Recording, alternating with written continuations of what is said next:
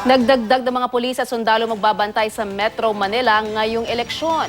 Mahigit 2,000 at 600 pulis at sundalo ay dinagdag sa 11,000 itinalaga sa Metro Manila simula pa noong Enero. Kabilang sa dagdag na puwersa ay 70 PNP Special Action Force Commando.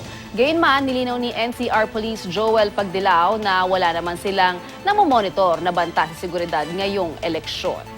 Kabilang sa mga tungkulin ng mga pulis at sundalo sa eleksyon ay ang pagbabantay sa paghahatid ng mga vote counting machine o VCM mula sa Santa Rosa, Laguna patungo sa mga voting center. Hihigpitan din daw ang seguridad sa final testing at sealing ng mga VCM mula May 2 hanggang May 6. Sa mismong araw naman ng eleksyon, ang mga pulis at sundalo ang magbabantay sa mga voting center at sa mga guro magsisilbing election inspector.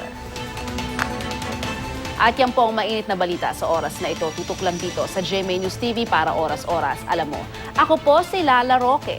Magandang hapon.